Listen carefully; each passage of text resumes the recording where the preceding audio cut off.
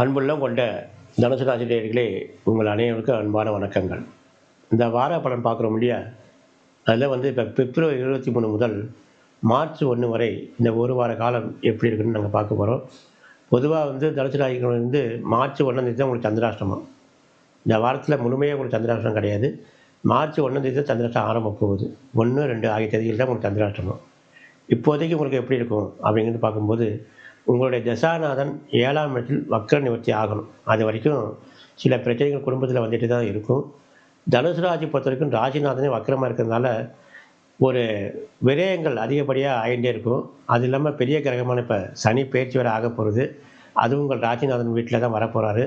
குரு வீட்டில் தான் சனி வரப்போகிறாரு. அதனால் கொஞ்சம் எல்லாத்துலேயும் கொஞ்சம் கவனம் தேவை. தேவையில்லாமல் வெளியில் கடன் வாங்க வேண்டாம்.